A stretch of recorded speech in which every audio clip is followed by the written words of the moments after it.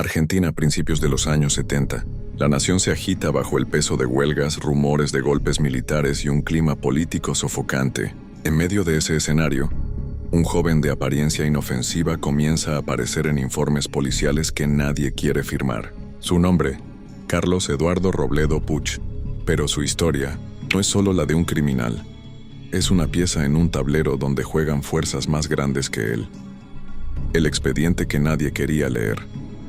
En un despacho oscuro del Ministerio del Interior, un coronel hojea un archivo confidencial. Las hojas relatan robos, desapariciones, muertes, pero también conexiones con talleres clandestinos y empresarios vinculados al poder. El coronel sabe que ese joven no es solo un asesino, es una amenaza incómoda para ciertos intereses. El taller y la pista perdida. Un taller mecánico sirve de escenario para uno de los incidentes que marcan el inicio de la cacería. El lugar pertenecía a un hombre con vínculos con importaciones ilegales de autopartes, protegido por funcionarios. El caso se archiva, pero en la prensa circula una versión distinta, un simple asalto.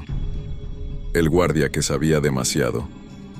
En una fábrica, un vigilante muere en circunstancias sospechosas. Semanas antes, había entregado documentos a un periodista sobre el contrabando que pasaba por esas instalaciones. El joven sospechoso de merodear por el lugar es el mismo que aparece en otros casos extrañamente silenciados.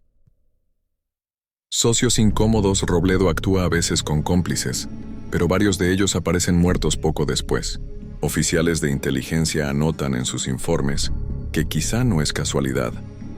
Algunos de esos hombres tenían información sobre operaciones ilegales de exportación. ¿Es él quien elimina testigos? ¿O alguien lo utiliza para hacerlo? El regreso al comercio. Un comerciante que había sido colaborador de una campaña política local muere tras un encuentro con el joven. La versión oficial habla de robo, pero su familia afirma que días antes había recibido amenazas por negarse a financiar ciertas actividades. Tom, el auto que no partió. En un garaje aparece un vehículo con documentación falsa.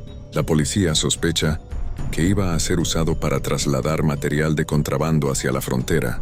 El joven fue visto cerca, pero nunca lo detuvieron por ese hecho. La razón: órdenes desde arriba de dejar el caso quieto.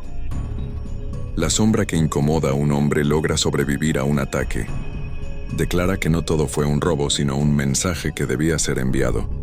Lo interrogan brevemente, pero su testimonio desaparece de los archivos. La detención negociada febrero de 1972. La policía anuncia la captura de Robledo Puch.